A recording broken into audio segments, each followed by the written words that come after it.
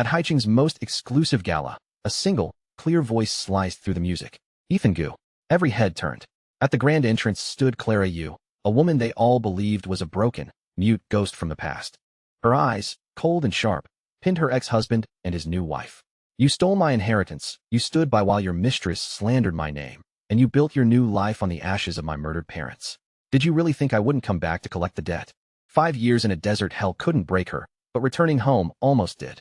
Her husband of 10 years had declared her dead, married her rival, and fathered a child while she was gone. He pleaded with her to accept being his mistress, to be silent while his new wife publicly humiliated her, and to forgive him for the accidental fire that left him with a $50 million insurance payout.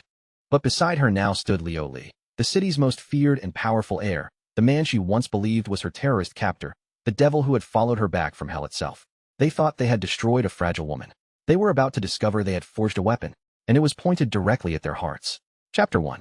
The air in the police station had a cold smell, a mixture of antiseptic and old paper. I sat rigidly, the chill from my fingertips seeping into my heart. Outside the window, it was a bright spring day in Haiching. Sunlight gently touched the budding branches. Everything was bursting with life, except for my world, which was dying. We've understood the situation, the officer across from me said. His voice was soft, but his words were like hammer blows against my nerves. You were missing for 5 years, but your husband filed a death certificate and canceled your legal identity 2 years ago. We've contacted him, but you need to be prepared. He's remarried. Remarried. The word was like a foreign spell. I understood each syllable, but I couldn't grasp their meaning when put together. 5 years. More than 1,800 days and nights. In the deserts of the Middle East, held captive by militants. Every time I was on the brink of collapse, it was the name Ethan Gu that kept me going. I had imagined our reunion countless times. He would hold me tight. We would cry tears of joy, and I would tell him I was back. I never imagined this cold, harsh reality would be waiting for me. My throat felt like it was sealed with cement. The traumatic mutism, a scar from 5 years of war, left me unable to make a sound when I needed to scream the most. I thought everything would be okay once I returned, once I saw Ethan. I thought he could piece my shattered soul back together. But reality was more wounding than any bullet. In the 3rd year of my disappearance, he had declared me dead. And then, quickly, he married someone else. The door clicked open. A familiar figure rushed in against the light. It was still the same face, but the boyishness of the past was gone, replaced by a mature confidence that only came with time. He wore a well-tailored dark suit, and the metallic gleam of the watch on his wrist flashed under the light. It was a brand I didn't recognize, but it looked expensive. Clearly, in the 5 years without me, Ethan had done well for himself. Very well. His eyes anxiously scanned the room. When they finally landed on me, those eyes that I had loved for my entire youth instantly turned red. He strode towards me, murmuring my name. Clara. I opened my mouth, but it was still useless. If not for the words "he's remarried" echoing in my mind like a demonic chant, I would have almost believed he still loved me deeply. He reached me, his hand outstretched as if to embrace me, but he froze mid-air. Finally, he just said with a trembling voice, "You've suffered so much. Let's go home." Home. I stood frozen. The word felt so foreign, so jarring. Did we still have a home? Seeing I didn't move, he knelt before me, his voice lower, soothing. Clara, don't be afraid. It's all over. You're back. Warm tears finally broke through. I wished so desperately that the police were wrong. The Ethan who had once climbed a mountain in the freezing dawn just to hang a lover's lock. The Ethan who had cherished me like a treasure. How could he betray me? Could all that love, all those vows, just evaporate? Ethan took my hand. His palm was still warm, but it no longer gave me any sense of security. I followed him obediently, step by step, out of the police station, out of the building that had briefly held my freedom, only to feel like I was walking into a deeper, colder hell. I sat in his brand new car. The interior smelled of expensive leather and an unfamiliar woman's perfume. Ethan started the engine but didn't drive. He turned to me, his gaze evasive. Clara, I'll take you to a hotel first. A lot has changed over the years. The houses. My heart sank. I found a pen and paper in my bag, my only language now. The pen scratched against the paper as I wrote with all my strength. Take me home. That was my home. The one we bought after college with all our savings, the one my parents even chipped in over $30,000 for. Every tile, every wall, had witnessed our happiest moments. Ethan stared at the words and fell silent. The air in the car thickened, each second stretching into an eternity. Finally, as if it took all his strength, he squeezed out the words, Clara, I'm sorry. My body began to shake uncontrollably. My hands clenched into tight fists.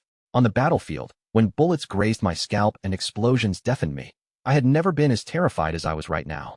You were gone for 5 years. Everyone thought you were dead. So, I remarried, he finally said it. My current wife and my daughter, they live there now. I'm sorry, I can't let them get hurt. In that instant, I clearly heard the sound of my own heart breaking. Not a metaphor, but a real, tangible shattering of the very thing that had kept me alive. Trembling, I wrote on the paper, I just want to go home and get some things. Ethan looked at my tear-streaked face and finally nodded. The car slowly drove into the glittering night of Haiching. I stared out the window numbly. A pink cartoon sticker was on the glove compartment, and a delicate female accessory was clipped to the sun visor. Everything in this car silently declared that this seat no longer belonged to me. I was only gone for 5 years. Why had the whole world changed? Why had the whole world abandoned me? My parents. They don't want me either. I wrote and showed him. Everyone else in the rescue team had been picked up by their families. Only I was left, like a forgotten ghost. Every number I remembered was disconnected. Ethan hadn't come, and I told myself he was busy. But my parents? Why weren't they here? Ethan's grip on the steering wheel tightened. The car stopped at a red light. He turned his head, his expression tense and complicated. Clara, about your parents, can we talk about it tomorrow? A fear deeper than a husband's betrayal seized me. I shook my head frantically, urging him with my eyes, demanding an answer. He avoided my gaze and started the car again. Let's go up first. My wife. She made dinner. The car stopped. He still habitually shielded the car roof with his hand as I got out, to prevent me from hitting my head. This gentle gesture was now like the sharpest knife, flaying my heart. So love could be transferred. The tenderness that was once mine alone, he could give to someone else just the same. In the elevator, as if to give me a final warning, he spoke again, his voice dry. You know her. It's Dean Liu's daughter, Sophie Liu. Sophie Liu. The name was a poison dart in my memory. Back in university, she had openly pursued Ethan, even challenging me to my face. I don't care if he has a girlfriend. As long as he's not married, he'll be mine sooner or later. I had scoffed at her then, so confident in Ethan's love for me. It turned out I was the loser all along. The elevator opened on the 19th floor. I didn't move. We bought this place because I loved the floor, loved the view of the river at night. It once held all my dreams for the future. Ethan went to the door and entered the passcode. The beeping of the electronic lock was painfully familiar. It was my birthday. He hadn't even changed the password. What was this? Some pathetic display of affection? Or a final scrap of pity for the dead woman I was? The door opened. A wave of warmth and the unfamiliar smell of home cooking washed over me, but it felt like I had fallen into an ice cave. Daddy, a cheerful child's voice cried out, and a small figure dashed out from the living room, throwing herself into Ethan's arms. Ethan's body went stiff. He glanced at me nervously, then lowered his voice, an edge of anger directed at the woman by the door. Didn't I tell you to send her to your parents' place? Sophie Liu stood in the entryway, arms crossed, looking down at me. There was no hostility in her eyes, only something far more hurtful. Pity. But my gaze was fixed on the little girl. Ethan had remarried in my 3rd year missing. But this child, judging by her height, didn't look 1 or 2. She looked at least 4 or 5 years old. I shot my head up, glaring at Ethan with all my might. My eyes must have been burning with fire. I needed an explanation. Let me explain for him, Sophie said, holding the child, her voice calm, as if stating a fact. When you insisted on going to the Middle East, Ethan was against it. After you left, he fell apart. He searched for you like a madman, drank himself into oblivion. It was me who stayed by his side, who pulled him out of the abyss. I admit, I got pregnant with his child. I was the one who insisted on keeping her. He was moved, and to give the child a complete family, we got together. Every word she spoke was a justification for their betrayal, blaming it all on my personal heroism. But I remembered. Ethan had told me he supported all my decisions, that he would wait for me. That promise had kept me alive until now. I shakily took out my pen and paper, knelt down, and wrote to the innocent little girl. How old are you? The girl could already read. She looked at the paper and answered in a clear voice. 5. 5 years old. Huh. 5. That meant before I even boarded the plane to the Middle East, while I was blissfully believing I had the strongest love in the world, Ethan had already cheated on me. The so-called deep love was nothing but a carefully crafted lie from the very beginning. The living room wall, once covered with our photos together, now displayed a happy portrait of their family of 3. Toys and children's clothes were scattered on the floor. The neat freak Ethan, it turned out, could tolerate a mess. He just wasn't willing to tolerate it for me. What about my things? I thought. Sophie answered lightly. Oh, your things. We packed them all up and put them in the basement. I stood at the doorway, an intruder, a superfluous ghost. I looked down and wrote on the paper. Never mind. Ethan, I want to go home. Take me to Lijiang Bay. That was my parents' home. Ethan's fingers tightened on the doorframe. He lowered his head, and I saw a hot drop of liquid hit his polished leather shoe. His voice was filled with a devastating despair. Clara, I'm sorry. My body was numb. I stared at him blankly, at the redness in his eyes. Your parents, he choked out, each word dragged from a frozen riverbed. The year after your accident. They both passed away. Chapter 2. Ethan's voice was a dull, rusty knife, slicing away at what little sanity I had left. He said that after my accident, my parents had tried to find someone to rescue me, but they were scammed out of their life savings. He said when he visited them, they were putting on a brave face, but on the very night he was sent to another city for work, he got the call. A fire. It had consumed everything they owned, including their lives. He didn't use the word suicide, but I understood. That fire. My parents had lit it themselves after all their hope had burned away. A black tide of grief surged from all sides, drowning me instantly. The world twisted and spun before my eyes, then faded into an endless, absolute darkness. In the final moment before I fell, I thought I heard my mother's voice calling my name, telling me she had made my favorite ribs for dinner and to come home early. Consciousness was pierced by a shrill female voice. It was like a steel needle, puncturing the chaos that enveloped me and dragging me back to reality.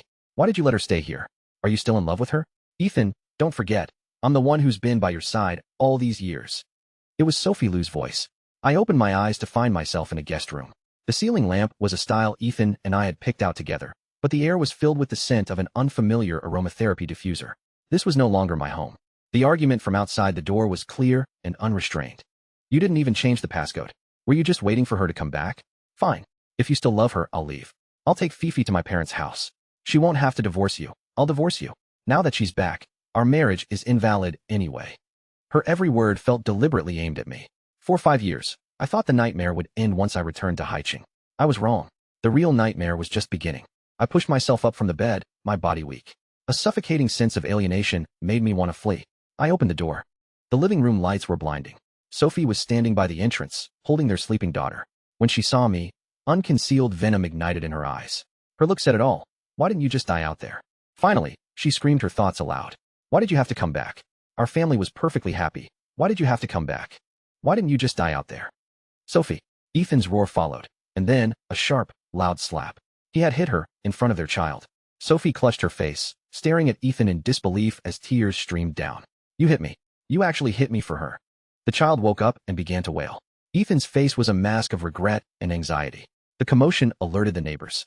Whispers came from the hallway as several doors opened, and unfamiliar faces peered out, their eyes gleaming with gossip. Sophie, what's going on? Fighting with Dr. Gu, a middle-aged woman asked with concern. I didn't recognize any of them. 5 years was long enough for a building's residents to completely turn over. In their eyes, the lady of this house had only ever been Sophie Liu, and I, the one who had personally designed and decorated every corner of this place, was now just an unwelcome guest. Who was that woman? She's as thin as a ghost. Don't tell me she's the other woman. A low whisper acted like a spark in dry grass, instantly igniting the scene. Sophie's daughter, as if on cue, suddenly pointed a small finger at me and screamed through her tears, "Bad woman. Why did you come to my house? Why are you trying to steal my daddy from my mommy? You're a bad woman. You're breaking up our family." Such words could never come from a 5-year-old on her own. Instantly, the neighbors' gazes shifted to me, full of contempt, disdain, and righteous anger. I had become the shameless homewrecker, the third party who had come to cause trouble. Exactly, breaking up someone's family. So shameless. Dr. Gu, you can't be foolish. Don't throw away such a good life. The words were like poison-tipped icicles stabbing into my heart. I stood there, frozen and helpless. I instinctively looked at Ethan, pleading with my eyes for help. He was my husband. This was our home. He should have stood up, explained for me, told everyone the truth. But he didn't. His gaze flickered between me and his crying wife and daughter. Finally, he actually stood in front of them, looking at me with an almost pleading expression. Clara, the child is young. In front of so many people, don't let her be judged for this later. I'm begging you. He was begging me. To protect his daughter's so-called reputation, he wanted me to carry this filth? In that moment, the last shred of fantasy I held for him completely shattered. I swung my hand with all my might and slapped him hard across the face. The stinging pain in my palm was nothing compared to the agony in my heart. Sophie wasn't the only one at fault here. How dare you hit my daddy? Bad woman. The little girl broke free from Sophie and charged at me like a small animal, ramming into me. I was too weak. 5 years of torture had hollowed out my body. A push from a child was enough to make me lose my balance. I fell heavily, my elbow cracking against the hard, cold tile. A sharp pain shot through my arm as warm liquid began to flow. Clara! Ethan cried, rushing to help me up, but I shrank away from him as if he were the plague. I struggled to my feet, picked up my fallen pen and paper, and amidst the neighbors' curses of shameless and get out, I fled like a cornered rat. That was my home, and I had just been thrown out of it. I don't know how long I ran. The night wind cut my face like a knife, and my lungs burned. I stopped, gasping for air, then raised my hand and slapped myself hard. I hated myself. I hated that I couldn't speak, hated that I had run away like a coward. Why? Why should I be the one to bear all this? Guided by memory, I walked for a full hour until I reached Lijiang Bay. This was where I grew up, but the sight before me sent a chill through my heart. Half the streetlights at the entrance were broken, the walls were covered in graffiti, and the once neat courtyard was overgrown with weeds. The area was slated for demolition. Most residents had already moved, leaving behind empty buildings that had become hangouts for delinquents. Maybe Ethan was lying? I clung to a final, ridiculous sliver of hope as I walked in. Maybe if I pushed open the door, my parents would be sitting on the sofa watching TV, waiting for me to come home. Hey, little lady, all alone. A few sleazy-looking youths were squatting by the road, smoking. They whistled when they saw me. One of them, clearly drunk, threw down his cigarette and staggered over, reaching out to grab me. The man's touch was like a key, instantly unlocking my buried trauma. I screamed, but only a choked sob escaped my throat. I slapped his face and scrambled backward in terror. The punk, enraged at being hit, raised his hand to strike me. I instinctively covered my head and crouched down, a defensive posture seared into my very bones. The expected blow never landed. Instead, a pained cry cut through the air. I looked up, trembling. A tall, dark figure stood in front of me, a mountain of a man, completely shielding me in his shadow. His voice was as rough as sandpaper. Get lost. The thugs, intimidated by his presence, muttered a few curses and ran off. Clara, you, getting bullied even after you're back home. What am I going to do with you? The man's deep voice rumbled above me, thick with a menacing energy. That voice. I snapped my head up. Against the light, I couldn't see his face, but the aura, so familiar it sent a chill down to my marrow, made me feel like I was plunged back into an icy hell. It was him. Leoli. He wasn't dead. The man I feared most from the terrorist organization, the one I had watched get shot and collapse in a pool of blood without offering any aid. He had followed me back to the country. You can't escape, Clara, you, he said, his voice low, every word sounding like he wanted to devour me whole. I took him by surprise, shoved him hard, and ran like a madwoman towards my family's apartment building. The motion-activated lights flickered on and then off. I scrambled up to the third floor and pounded on the familiar door, my mouth open but unable to scream Mom or Dad. The apartment was silent. Only the scorch marks from the fire on the door served as a grim reminder that Ethan hadn't lied. This place was just an empty shell now. Leo's footsteps echoed up the stairwell, unhurried, each step landing on my heart. Go on, Clara, scream for help. Let's see if anyone comes to save you. He cornered me, and the immense fear made me want to self-destruct. I spun around and lunged for the hallway window. I would rather die than fall into this monster's hands. Just as my body was about to fly out the window, a powerful arm yanked me back, pulling me into a tight embrace. His voice held a rare hint of panic. Damn it, Clara. I'm sorry, I won't scare you anymore. I was just trying to get you to speak. I couldn't hear him. I struggled wildly in his arms. Clara, he roared, spinning me around to face him and gripping my shoulders. Your medical team's kidnapping back then, it wasn't an accident. My body went rigid. The Lucas organization had a massive viral outbreak. You were experts in that field. Leo stared into my eyes, enunciating every word. I found out that someone from inside your own hospital leaked all your information to them. Ultimately, I didn't go home with Ethan. That house was filled with the scent of another woman. Every corner was a sharp reminder that I was an outsider. I insisted on going to a hotel. He didn't push it, but he insisted on staying with me. The hotel room was blindingly white, the air smelling of standardized antiseptic, cold and lifeless. I sat on the edge of the bed like a soulless statue. Ethan knelt before me and began his long, overdue explanation. Clara, I know you blame me. His voice was heavy with exhaustion and self-reproach, like a well-rehearsed play. When you went missing, I went crazy. I was drinking every day. It was her. She put something in my drink. I was drunk. I thought she was you. He spun a cliché and sordid tale. He said he was furious afterward and cut off all contact with Sophie Liu, but then she used her pregnancy to entrap him. He told her to get an abortion, but she refused and had the child alone. He said her father, Dean Liu, kicked her out for being an unwed mother. She was a single mother. The child got seriously ill, and she had no choice but to come to him for help. The child is innocent, Clara, he concluded, watching me nervously, as if awaiting my judgment and forgiveness. I never looked at him, only half listening. In his story, Sophie Liu became a tragic figure who had sacrificed everything for love and endured hardship alone. He actually thought a woman who used such despicable means to have a child was having a tough time. How laughable. My biggest regret now is ever letting you go, he choked out, his eyes red as he took my hand. But what good was regret now? I pulled out my pen and paper and wrote a single line. What are you going to do about her and me? The law only recognizes one wife. This was a choice he had to make. Clara, just give me some time, please, he begged, squeezing my hand tighter. I took a deep breath, the cold air stinging my lungs. I trembled as I wrote, stroke by stroke. Don't worry about it, Ethan. Let's get the paperwork done. I'm bowing out. Those 3 words drained the last bit of strength from my body. I had nothing left. The only thing keeping me going was the need to find the truth and get justice for my dead parents. No, he said, snatching the pen from my hand. Don't say that. I won't abandon you. You know you're the one I love. It's just Sophie. She's been with me all these years, and Fifi. They've been through so much. I need time. I need time to sort this all out. Please, I'm begging you, give me time. Just then, his phone vibrated sharply in his pocket, over and over again. He irritably declined the call, but it immediately rang again. I knew it was Sophie Lou. I raised my hand and signed. You should go back. He understood, but stubbornly shook his head. I spoke with Dr. Zhang in psychiatry. He said you have PTSD, and what you need most is companionship. I'm going to stay with you until you're better. He was once my medicine, my only solace in despair. But now, he and his new family were the final straw breaking me. I yanked my hand away, my entire being, from body to soul, repulsed by his touch. The phone rang again.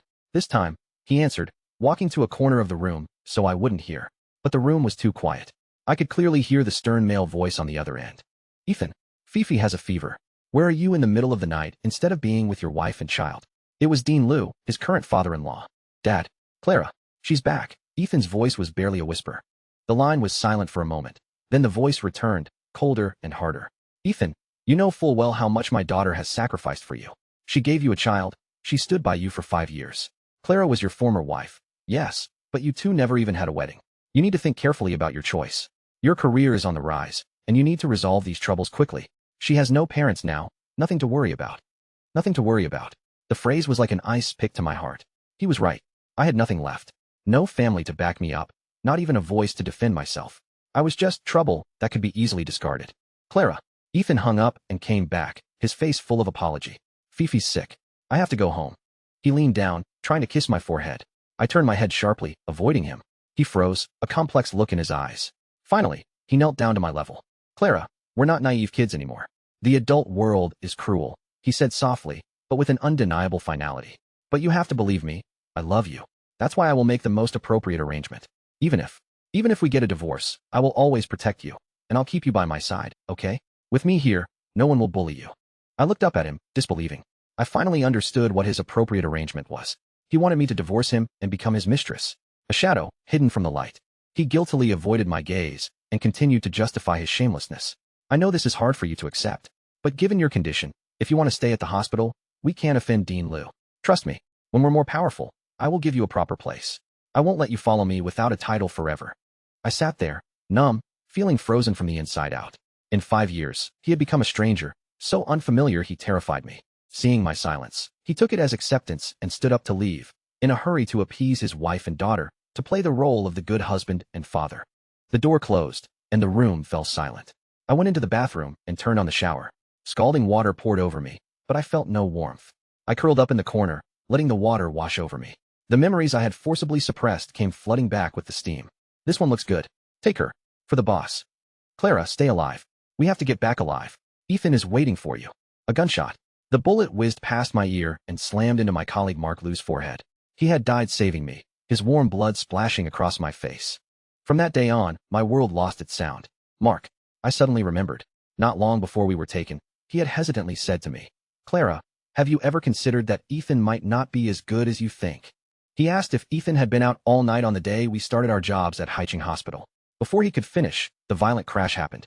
The day we started our jobs. Sophie Liu's child was 5 years old. The timeline fit perfectly. It turned out, before I left for that so-called noble mission, while I thought I had the most wonderful love in the world, the betrayal had already happened.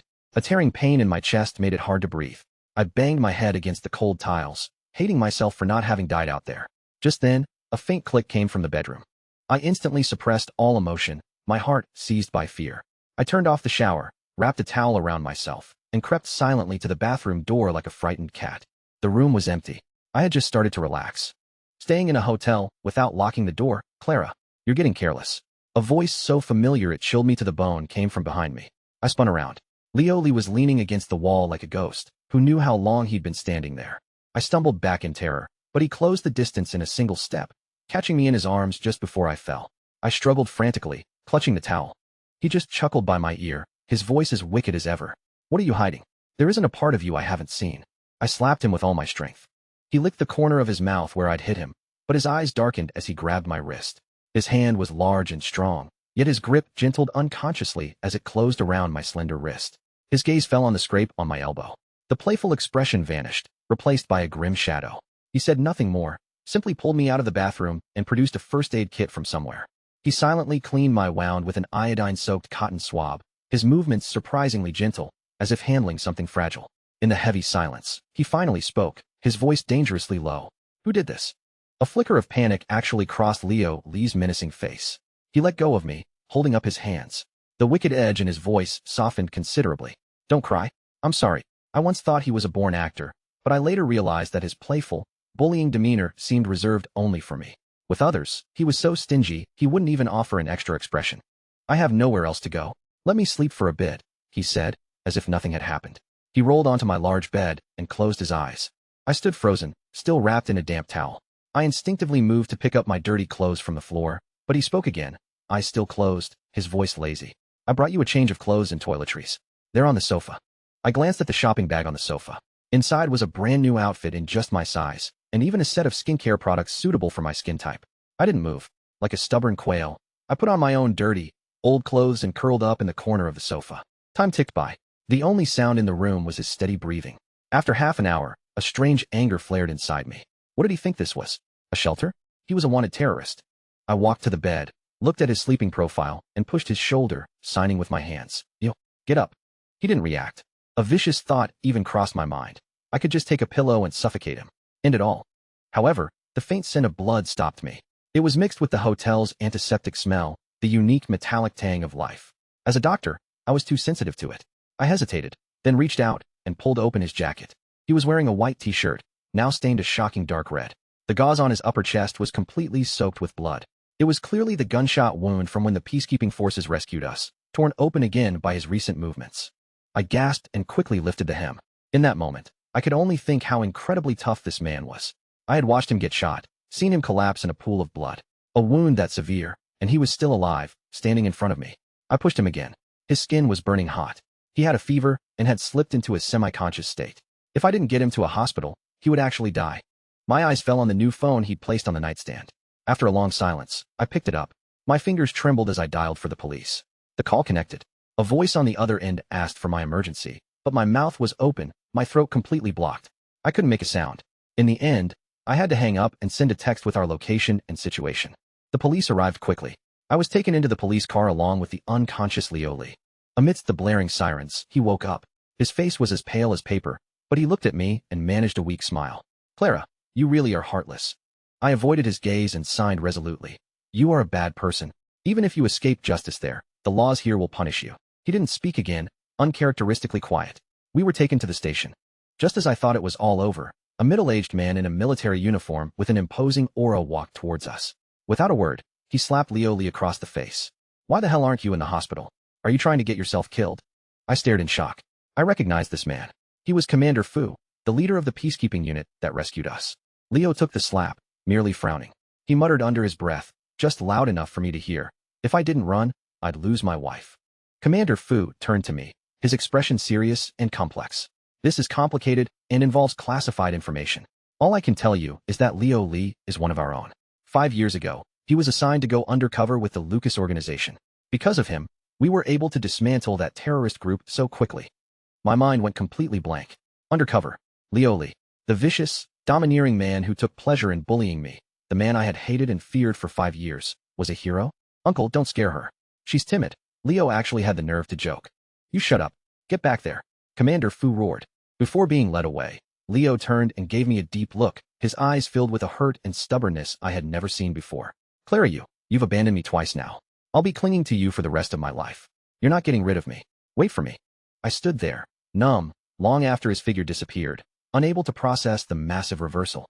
He had been a perfect actor, so good that neither Lucas nor I had ever suspected him. As I left the police station, my phone suddenly rang, startling me. It was Leo. "Why did it take you so long to answer?" His voice came through the receiver, a little hoarse. "Did I scare you? I'll come find you as soon as my wound heals. I registered a WhatsApp account with the number of the phone I gave you. You should log in. The password is your birthday." He rambled on, not caring about my silence. "I put $5,000 in the mobile wallet. It's all I have. You can borrow it for now, pay me back when you have money. Buy whatever you want to eat." He paused, his tone growing serious. "Remember what I told you before. Don't trust anyone at your hospital. Do you hear me? If you hear me, snap your fingers." I silently hung up and looked down at the new phone, a mix of emotions churning inside me. I had left him for dead. I had called the police on him. But he didn't seem to care at all. The next morning, I went to Haiching Hospital. My mentor, Dr. Chun, and my senior colleague, Lauren Lee, were already waiting for me at the entrance. Clara, Dr. Chun said, his eyes full of pain. Lauren was furious. Don't you dare stop me later. I'm going to tear that bitch Sophie Liu apart. Dr. Chun was an old friend of my father's and had watched me grow up. Hearing about my family's tragedy had seemed to turn his hair white overnight. He said, his voice thick with emotion, Clara, from now on, we are your family. The other surviving colleagues arrived one by one, their faces grim. We were harmed in the line of duty. The hospital had to give us an answer. Just then, a piercing cry echoed from the hospital lobby. Give me back my son. You have to give me back my son.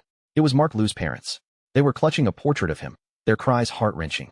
I froze, my body turning to ice, my nails digging into my palms. If I had died instead, Mark would still be alive. What's all the shouting about? The peacekeeping mission was a sign from above, and you volunteered. What's with the act now? A sharp, cruel voice cut in. Sophie Liu emerged from an elevator, her face dripping with contempt. No one else died. Why did he? Sophie Liu, are you even human? Lauren exploded, lunging at her. You're just trying to get more money, aren't you? Sophie sneered. No need to make a scene. A sharp slap echoed through the lobby. Everyone froze. It was me. I had rushed forward and slapped her. My breathing was ragged. I swung again, another slap. Sophie clutched her face, finally reacting with a scream. What right do you have to hit me? Who the hell do you think you are, Clara? Your parents are dead. You're a mute now, and who knows how many men had their way with you in Sudan. What gives you the right to be arrogant? Her words were poison-tipped knives, each one striking my deepest wounds. You bitch. The shameless homewrecker thinks she's right. Lauren couldn't hold back any longer. She grabbed Sophie's hair, and the two of them started brawling. In the middle of the chaos, the elevator doors opened, and Dean Liu and Ethan stepped out. Lauren, let go, Ethan shouted, rushing over. He shoved Lauren aside and shielded Sophie behind him. I watched him protect another woman, my heart seizing in pain. I walked forward and, right in front of him, slapped Sophie hard across the face one more time. Clara, are you going to be unreasonable too? Ethan grabbed my wrist, his voice full of disappointment and rebuke. Ethan, Sophie cried from behind him. You have to choose between me and her, right now. It's either her or me. You can't have both. Enough. Dean Liu's angry roar silenced the entire hall. He first offered some official-sounding words of regret and comfort, then changed his tone, demanding we resolve this privately. Just as things were calming down, Sophie pressed her advantage. She stared at Ethan, and in front of her father, in front of all of us survivors, in front of Mark's grieving parents, she issued her final ultimatum. Ethan, you have to make it clear today. Do you want me, or do you want her? Instantly, every eye in the lobby turned to Ethan, like spotlights focusing on a man on trial. The air in the hospital lobby seemed to solidify. All sounds, the weeping of Mark's parents, the whispers of colleagues, the distant squeak of a cart's wheels, were sucked into a heavy, suffocating silence. Every gaze was a spotlight fixed on Ethan's face, awaiting a public verdict. Dean Liu, the sanctimonious hospital director, walked over and placed a hand on my shoulder. It felt as heavy as a tombstone. He turned to Ethan, his voice gentle but laced with undeniable pressure. You make the decision. It's a good time to make your stance clear, in front of everyone. Don't make things difficult for my daughter. My friend Lauren's fists were clenched so tight her knuckles were white. Ethan, you better think carefully before you speak. I watched him too. I watched the man I had once loved with everything I had. The man I believed would love me for a lifetime. His face was pale under the fluorescent lights, his lips pressed into a thin line, his jaw tight. His eyes darted painfully between me and Sophie. He was like a weight on a scale, knowing that tipping to either side meant the complete collapse of the other. Sophie Liu, you're only brave enough to bully Clara because she has no one left to support her. Lauren's voice cracked. If her parents were still here. She couldn't continue, covering her face as she began to cry. The pen in my hand had unknowingly pierced my palm. Warm blood trickled between my fingers, a sharp, stinging pain. It was true. They were all bullying me because I was alone, because I was an island they could easily topple. Finally, Ethan's gaze settled on me. He opened his mouth, but 1,000 words condensed into the weakest, most hurtful phrase possible. Clara, I'm sorry. That apology wasn't just for Clara, it was for everyone. It was a public declaration of his cowardice, his impotence. He was unwilling to give up the power and future that Sophie represented, yet he couldn't bring himself to be cruel to Clara, the returning hero. So he chose the most cowardly path, standing in the middle, disappointing everyone. Ethan, you're a damn bastard. Lauren screamed in frustration. This is just too much. My other colleagues chimed in, defending me. Sophie's face turned ugly. She clearly hadn't expected Ethan to waver, instead of firmly choosing her. She shot me a venomous glare that said, don't get too comfortable. then turned and stormed off in a rage. Ethan stood there, his face a mask of conflict and pain. He reached for my hand, his voice hoarse. Clara, just give me some time. I instinctively pulled away. His hand, which I once cherished, now felt tainted with some indelible filth that made me physically recoil. The hospital's PR team stepped in then, inviting us to a conference room to discuss compensation. I didn't go. Neither did Lauren. I didn't want compensation. I wanted truth and justice. Leo's words were a thorn in my mind. Until I found the traitor, I would not compromise.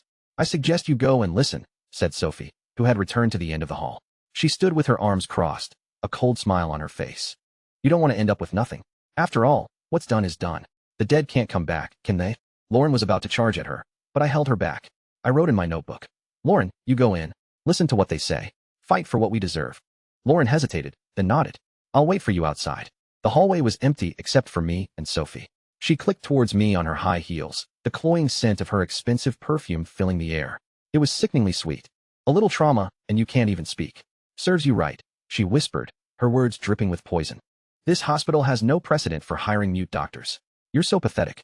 Your parents are gone. Your husband isn't yours anymore. And now you're about to lose your job. How are you going to live? You'd be better off dead. I just stared at her, my face a blank mask. I lifted my hand slightly, and she jumped back like a startled rabbit, thinking I was about to hit her again. I only tucked a stray strand of hair behind my ear. She seethed with anger. I won't forget those slaps you gave me. Listen here, Clara. You have nothing now. No one will protect you. With my family status in Haiching, I can make your life impossible. It would be easy. She pulled a bank card from her purse and held it out contemptuously. There's $10,000 on here. If you're smart, you'll take the money and get out of Haiching forever. Otherwise, I will make you regret coming back alive. I looked at the card, then at her arrogant, superior face, and found it almost funny. I took the card from her. As she watched in surprise, I flicked my wrist and tossed it perfectly into a nearby trash can. Her face turned ashen. Fine, Clara, she said, a furious smile spreading across her lips. From now on, I will make you understand that someone with no background and no family is nothing more than an insect I can crush whenever I please. The meeting ended badly. Lauren told me the hospital's offer, a maximum of $50,000 for each survivor. And for Mark Liu, a young life, a hero, only $120,000. The number was a profound insult to our 5 years of hell and to the life of a hero. I couldn't contain my rage any longer. I stormed into the director's office, grabbed Dean Liu by the collar, and signed furiously with all my strength. Mark, he is a hero. The hospital can't just dismiss this. Dean Liu didn't understand sign language, so I pulled out my pen, each word I wrote seeming to carve through the paper. Mark Liu died a national hero. You must apply for the honors he deserves. What are you so worked up about? Sophie rolled her eyes from the side. His family already agreed. Who are you to interfere?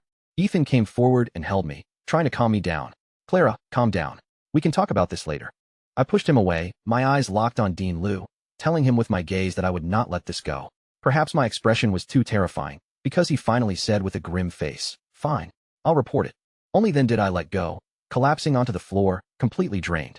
Ethan knelt beside me, patting my back sympathetically. Sophie, seeing this, said through gritted teeth, Fifi misses you. Come home and see her tonight. I have an appointment with Dr. Zhang to help Clara with her mutism. Ethan refused. Ethan, I am your wife. There's a first come, first served rule in life. Lauren sneered from the doorway. Sophie, have some shame. In the old days, you'd be a concubine at best. Sophie turned pale with rage, spat out, Clara, you just wait, and stormed out. Lauren left soon after, leaving just me and Ethan in the office. He lifted me from the floor and held me in his arms, just like he used to. But it only felt strange, even disgusting. The thought that this body had held another woman the same way made me physically ill. I'm going to divorce her, he whispered in my ear, his voice hoarse. You are my wife, Clara. Just give me some time, please. I didn't respond. I just wrote in my notebook. I want to stay at the hospital. I've arranged for you to have treatment time, he said, as if relieved. As long as you can speak again, you can definitely stay. I made an appointment with Dr. Zhang. Let's go now. He ruffled my hair affectionately. Wait here for me. I'm going to get my car keys. After he left, the conference room was silent. My phone buzzed. It was a WhatsApp message from a new contact. It was Leo. Hey wifey, miss me? Then another. My wound hurts. The doctors here aren't as gentle as you. And another. I miss you. I was annoyed and about to block him when I heard Sophie's hushed voice from outside the door. Dad, how could you agree to report this? We've been trying to bury this, and if you actually report it, you'll definitely be disciplined. I was just placating her. Dean Liu's voice was equally low. Not only can we not report it, we have to suppress this matter as quickly as possible. Make Mark's parents shut up for good. I froze, instantly ducking behind the sofa, and pressing the record button on my phone. The door opened, and the two of them walked in, completely unaware of my presence. How do we make them shut up? What if this gets bigger and they trace it back to us? Start with money. If that doesn't work, we'll use other means. We can't delay. I have no idea how they managed to come back alive. Especially that Clara. Why didn't she just die out there? You're the victor. Why bother with a loser? Dean Liu's voice was dismissive. Ethan is my chosen successor. His ambition for power far outweighs his feelings for Clara. Your sister is about to marry into the Lee family. Our family status will only rise. He's not stupid. Dad, I'm still not comfortable. We have to get Clara out of the hospital. I've given Ethan 6 months. If she's still a mute after 6 months, he can't blame me. 6 months. That's more than enough time for me to make her disappear. Behind the sofa, my entire body was cold, my fingers trembling violently with rage and fear. It was them. There was no direct proof, but their conversation said it all. I clutched my phone, trying to save the recording, but in my haste, my finger slipped and hit the camera button by mistake. Click. A sharp, sudden, deafening electronic shutter sound echoed through the silent conference room. Inside, the conversation between Dean Liu and his daughter stopped abruptly. 2 pairs of shocked, suspicious eyes shot directly towards my hiding place. Click. The sound of the electronic shutter was like a thunderclap in the silent conference room. The expressions on Dean Liu and Sophie's faces froze.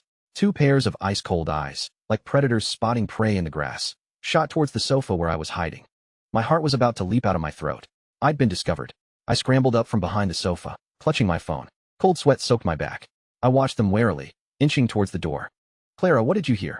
Dean Liu's voice had lost all its pretense, becoming dark and sharp. Dad, she took a picture. She must have recorded us.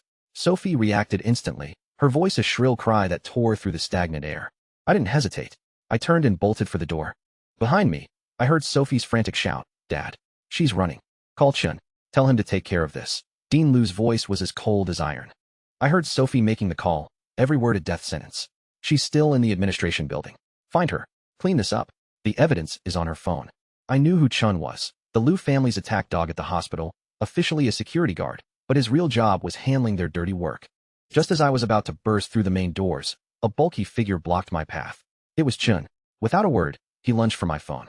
I screamed, but no sound came out.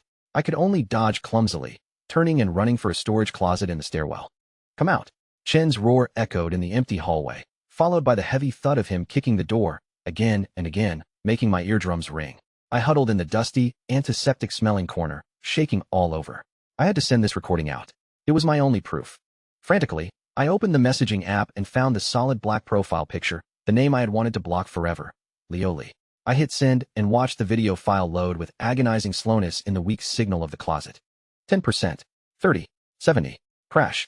The door flew open, kicked off its hinges by Chun. Amidst the splintering wood, he charged in like an enraged beast, grabbed me by the hair, and dragged me out. The phone. Hand it over. I protected the phone with all my might, my nails digging into my palms. Just as he was about to rip it from my grasp, a sent notification popped up on the screen. The next second, he had it. The screen lit up with an incoming video call from Leo. Chen hung up without looking and tried to unlock the screen. Password, he snarled, raising his hand to hit me when he couldn't get in. Stop. It was Ethan's voice. He rushed over, knocking Chun to the ground with a single punch. He snatched my phone back and pulled me behind him. Get lost. Don't you touch her. Chen scrambled up, gave Ethan a cold look, and disappeared down the hall without a word. I held out my hand, signing to Ethan, phone, give it back. But he held it tightly, his brow furrowed, looking at me with an unfamiliar gaze. Clara, what did you record? Let's just delete it, okay? Be good. This thing won't do you any good.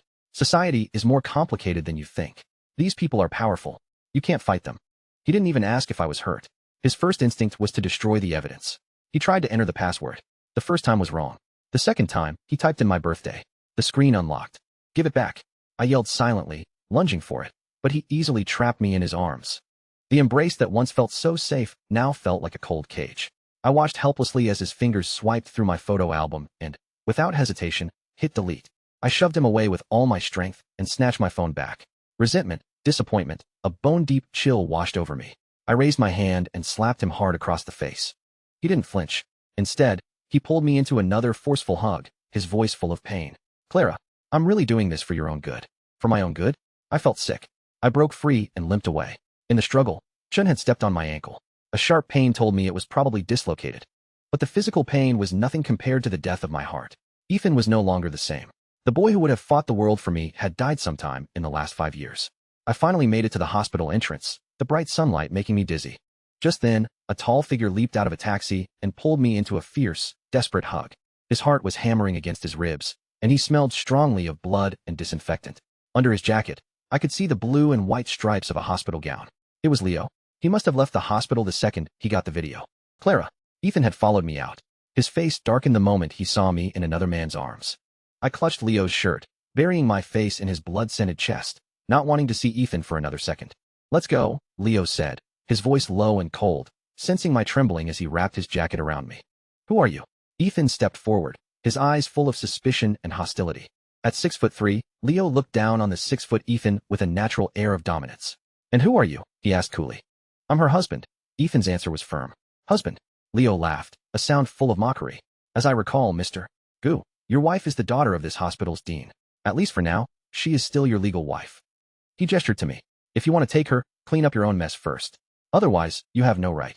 A black SUV pulled up beside us. The window rolled down to reveal Commander Fu's furious face. Clara, get in the car, Leo said softly. Clara, you can't go with him. Ethan said, panicked. You just got back? Where did you meet people like this? They're obviously bad news. I ignored him, limping towards the SUV. Leo let me go, turned, and grabbed Ethan by the collar, shoving him back. You're lucky today. I sat in the car, pressing myself against the door, trying to get as far from Leo as possible. The moment he got in, he leaned back against the seat, his face instantly pale as he clutched the wound on his chest. He had been putting on a brave front the whole time. Clara, why don't you just sit on the roof? He winced, the corners of his eyes red with pain, but he still had the energy to mock me. Am I that scary? I nodded emphatically. He sighed in exasperation. Then, like a petulant child, he simply lay down, resting his head on my lap. I froze, wanting to push him off, but then I saw a fresh patch of blood soaking through his hospital gown, and I didn't dare move. This man was here to torment me. The video. I saved it for you. It's not safe on your phone, he said, as if reading my mind. He took my phone and deleted the transfer record. You want to find out who sold you out? I nodded seriously. For Mark, for my parents, and for myself. Good, he said, his gaze suddenly intense.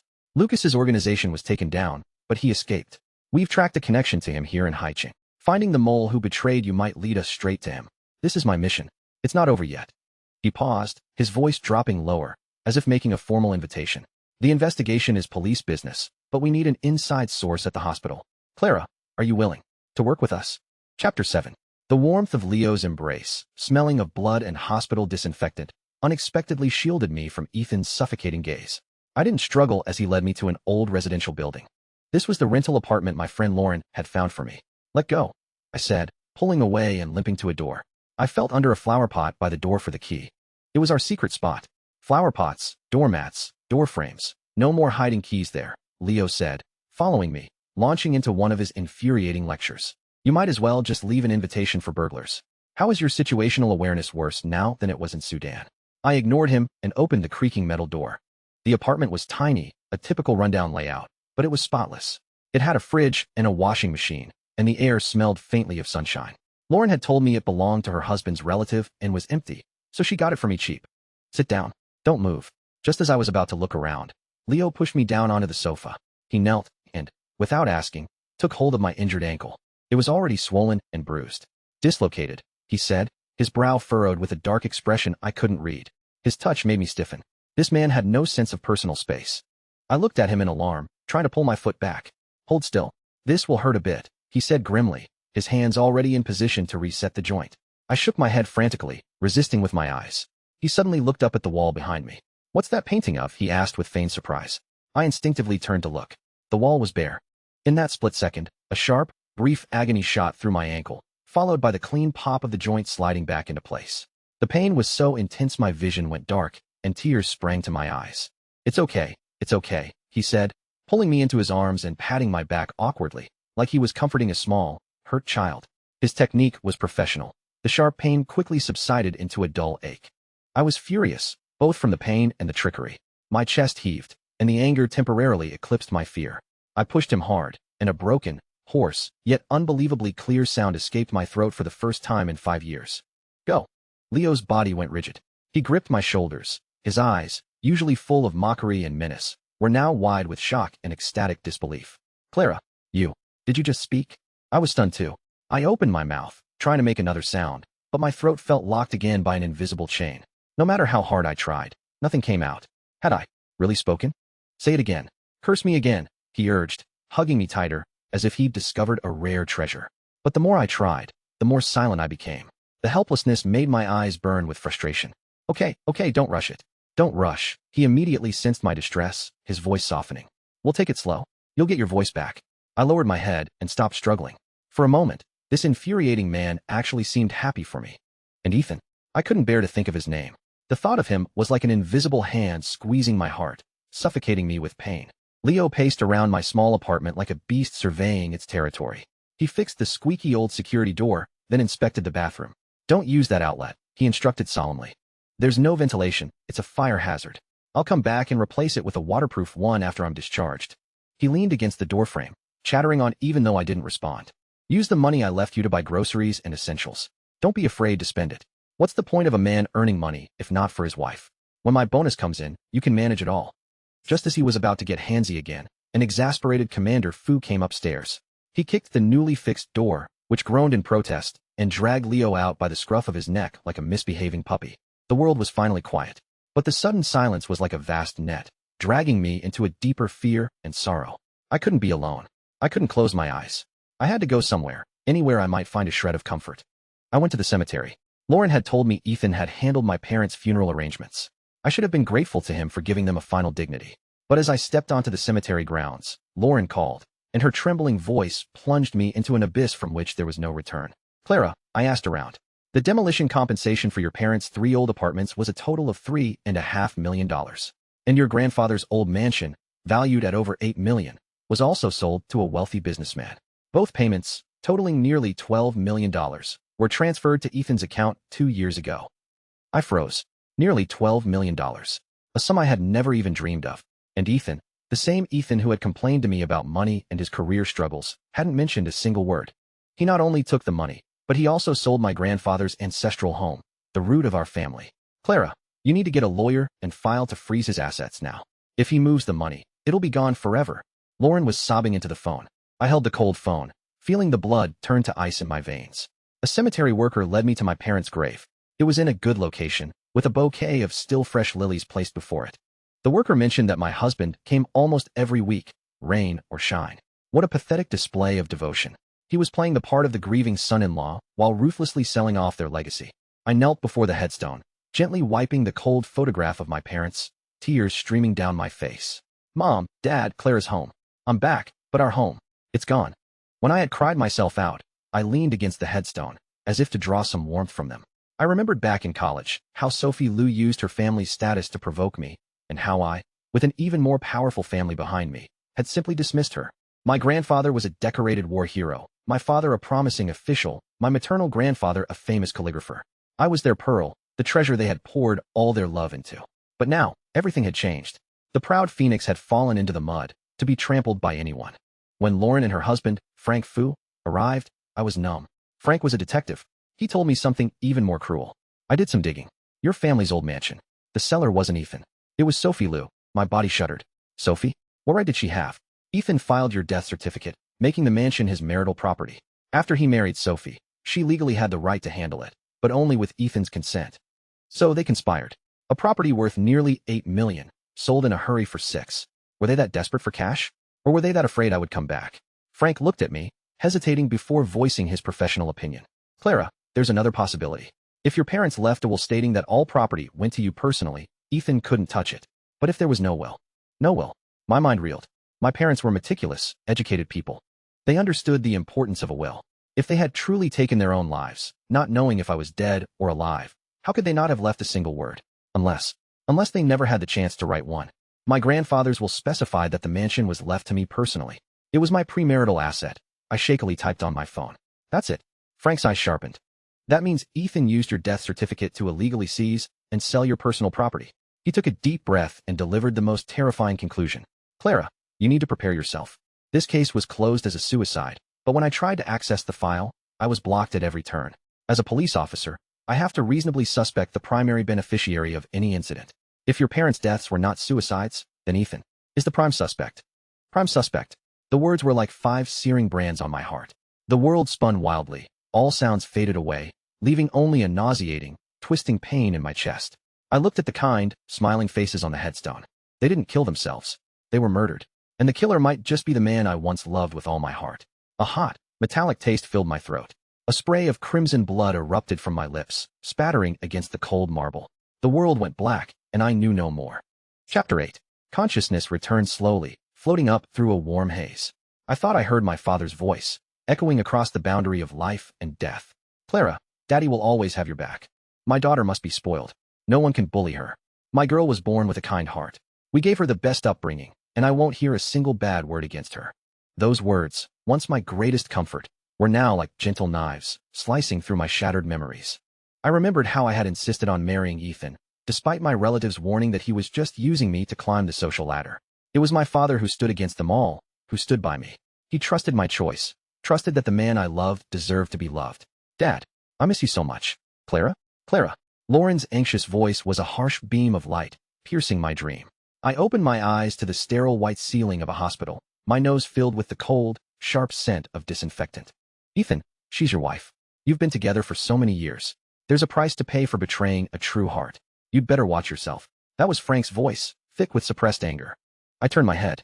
Ethan was standing by my bed, his face grim, lips pressed into a thin line. His eyes held a complex emotion I had never seen before. Lauren stood before him, her voice choked with tears. You have no idea what she suffered in Sudan. If you were even half a man, you would treat her right. Ethan didn't look at Lauren. His gaze was like two cold probes, drilling into me. He was silent for a long time, so long the air seemed to freeze, before he asked the question in a tone of almost cruel calmness. I heard that in Sudan, she was with one of the terrorists, that to stay alive, she sold her body. He paused, as if realizing how blunt his words were, and added, Is it true? A roar filled my ears, and my mind went blank. Did I know what despair felt like? I think it was this moment, lying in this hospital bed, listening to the man I once loved most in the world calmly passing judgment on my virtue. Lauren stared at him in disbelief, then slapped him hard across the face. Ethan, are you even human? In a situation like this, shouldn't you just be grateful that your wife is alive? Ethan didn't flinch, letting the slap leave a red imprint on his cheek. He just stared at me stubbornly, as if waiting for an answer. So, the rumors are true. I lay quietly, staring at the cold light fixture on the ceiling. I realized that while I was unconscious, Sophie's poison had already seeped into his heart. The door was thrown open, and Sophie stormed in like a triumphant conqueror. Of course I have proof.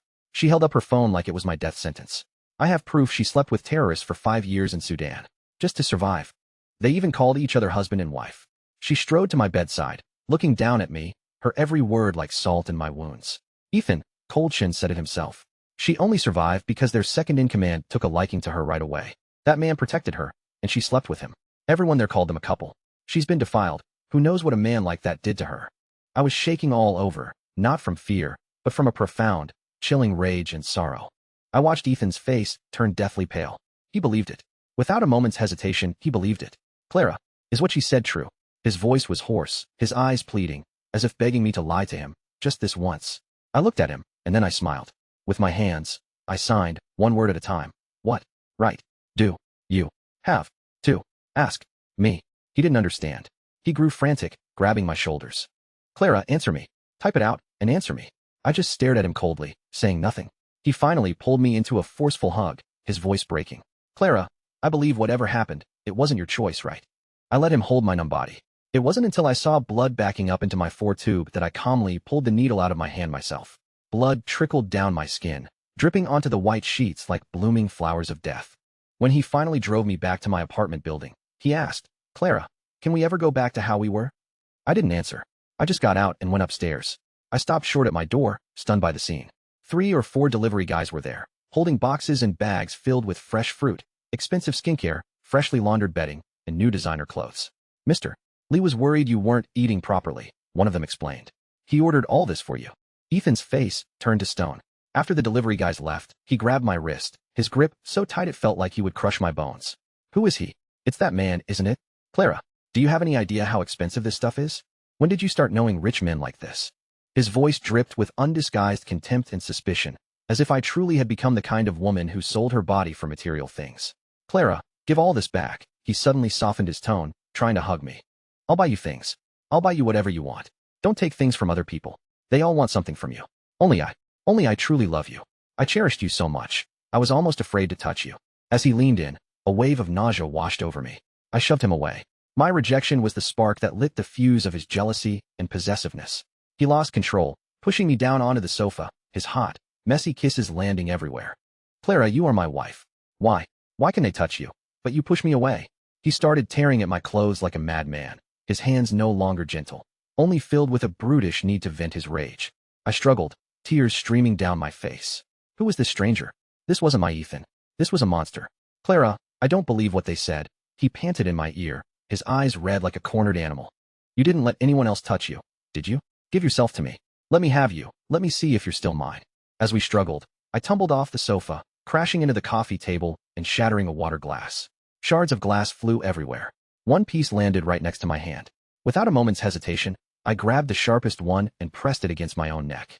The cold edge instantly broke the skin. Don't move. I screamed at him with my eyes. Dark red blood seeped from the cut, dripping onto the floor. Ethan finally froze. The madness in his eyes slowly faded, replaced by a defeated powerlessness. He let go of me and collapsed onto the floor, slapping himself in frustration. Clara, I just care about you so much. I'm going crazy, he said, pulling at his hair like a lost child. What should I do? Tell me, what am I supposed to do? I huddled in the corner like a wounded animal, watching him warily. His pain was born from his own greed. He wanted me, the symbol of his pure past, but he couldn't let go of the real-world benefits Sophie brought him. He eventually left, forced out by my threat of suicide. The moment the door closed, the glass shard fell from my hand with a clatter. I curled into a ball and wept silently. I was so tired.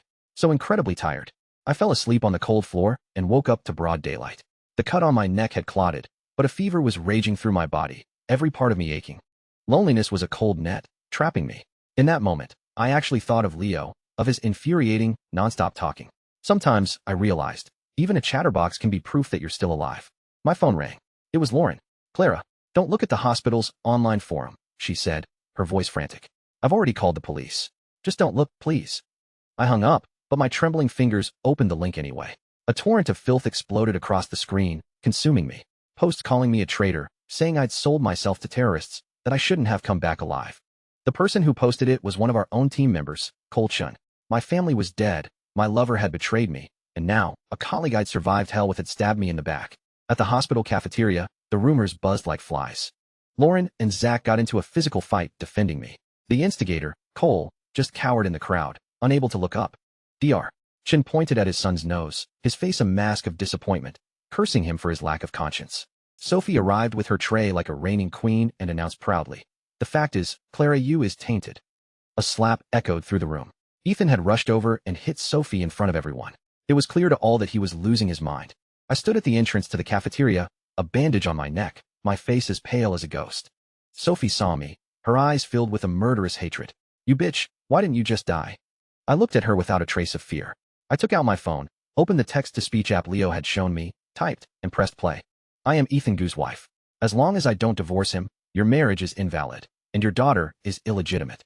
The cold, emotionless AI voice rang out clearly across the cafeteria. Everyone fell silent, staring at me in shock. "You slander me only to cover up the fact that you're a homewrecker. I was missing for 5 years, but Ethan only filed for my death 2 years ago. Your child is 5. That means you were sleeping together before I even left. What right do you have to accuse me?" Sophie's face turned purple with rage. Ethan rushed over, trying to grab my phone, but Zach, Lauren, and the others formed a wall, protecting me. The tide was beginning to turn. I ignored them and walked straight to Cole Chun. The voice from my phone spoke again. "Cole, I don't believe I ever did anything to offend you. Why would you slander me like this?" "Dad." Cole looked at his father and finally broke down. "The Liu family threatened me. They said they'd force you into early retirement. We have no power, no connections. We can't fight them. The Lius are connected to the Li family now, the most powerful family in Haicheng. If they want us to disappear, it's as easy as crushing an ant." The Li family. At the mention of that name, the entire cafeteria fell into a deathly silence once more. The name Li family was like a bomb detonating in the cafeteria, triggering an instinctive, primal fear that went beyond ordinary power. Dr. Chen looked at his son, who had crumbled in terror, a look of utter helplessness on his old face. He looked at me, pained, wanting to say something but unable to find the words. "I can understand." I typed the words for him to see, then shook my head and left that loud, yet terrifyingly silent, place. Ethan chased after me, grabbing my hand. "Clara, I was a bastard yesterday." I yanked my hand away. The light from my phone cast a cold shadow on his face. "Give me back the old mansion. I told you, just give me some time." "Always time." I looked at him, This man who had once chipped away at my defenses with the purest sincerity, now methodically carving out the version of himself I had planted so deeply in my heart. 1 month, I gave him my final deadline and walked away without looking back. I couldn't go back to the hospital, not for now. The Liu family used my mutism as an excuse to put my position on indefinite hold. I needed to survive, to earn money. The rent Lauren had paid for me weighed on my mind like a stone. I hadn't touched a cent of the money Leo had left. I found a job at a small community pharmacy. During the day, I would hide behind rows of medicine cabinets, listening to the hushed conversations of customers, breathing in the bitter scent of herbs and disinfectant, mechanically filling prescriptions. I had developed severe social anxiety, terrified of eye contact, of any unprompted kindness or malice. This place was my temporary sanctuary. But trouble always finds a way. Clara, let's talk. Sophie, dressed head to toe in Chanel, was completely out of place in the old pharmacy. She slapped 2 bank cards on the counter with a sharp, piercing sound. The money for the apartment, $323,000, every last cent. This card has $500,000. It's yours if you divorce Ethan. Don't be ungrateful. I didn't even bother to look at her, just picked up a rag and continued wiping a dusty bottle. My silence infuriated her. Clara, if you refuse to do this the easy way, I'll make sure you lose this job tomorrow. Don't push me. I picked up the bucket of dirty water I'd been using to wash the rag and, without hesitation, threw it all over her expensive suit. She shrieked, jumping back in a panic, her makeup streaked. You just wait, she pointed at me, her voice dripping with venom. Next time, I won't be so polite. I picked up the 2 cards and tossed them out the door like trash. At midnight, I locked up the pharmacy to go home. At the end of the alley, a few drunk thugs blocked my path, leering at me. Hey there, sweet thing. Heard you're pretty tough, huh? My heart sank, just as I tensed my muscles, preparing for a fight. A lazy, deep voice drifted from the shadows. And I hear you all are pretty tough, too. Leo was leaning against a black SUV. His posture was casual, but he radiated a chilling sense of menace. The thugs exchanged glances, clearly not expecting me to have company, and scurried away, muttering curses. I breathed a sigh of relief and looked at him, signing. You're out of the hospital? I thought it was 10 days. It's only been 8. I was worried about you, he said, his tone serious, but his eyes held their usual playful glint. He produced a somewhat gaudy bouquet of roses from behind his back. A get-well gift from my commander. Like it? You can put them in a vase at home. I looked at the flowers, their red petals almost unrealistically vibrant under the dim streetlight. I hesitated, then took them. The moment I did, an angry voice erupted behind me. Clara. Ethan was standing under my apartment building, his eyes fixed on the flowers in my hand and the man beside me. He looked like a lion whose territory had been invaded. He rushed forward, snatched the flowers from my hand, and threw them violently to the ground. Who is he? None of your business, I signed. What's happened to you? This guy is obviously trouble. You're coming with me. He didn't even look at my hands, just reached out to grab me. Sophie took the kid and went to her parents.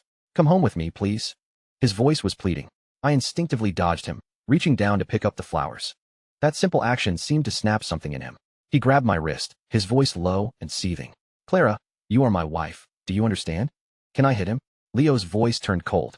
He reached over and simply lifted me out of Ethan's grasp and into his own arms as if I weighed nothing. Don't fight, I warned Leo with a look.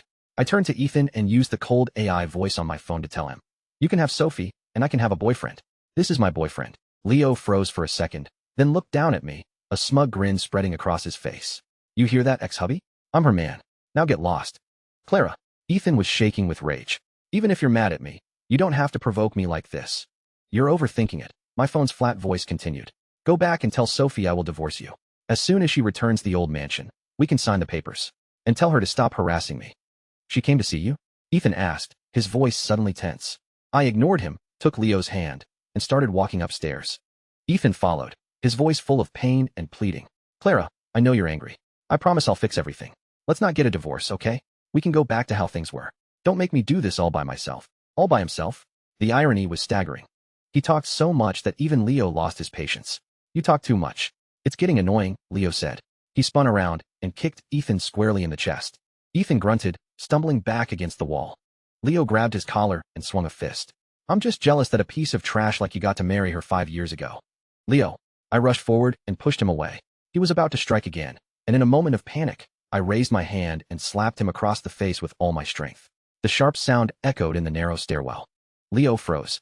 He slowly turned his head, and in his eyes, which were always full of mischief and menace, I saw something I had never seen before. Real, genuine hurt. He didn't say a word. He just gave me one long, deep look, then turned and disappeared into the darkness of the stairwell. Ethan left after I pushed him away in the most absolute terms possible. He said he hoped this was all a nightmare. So did I. I picked up the bruised flowers from the ground and took them back to my cold apartment, carefully arranging them in a vase one by one.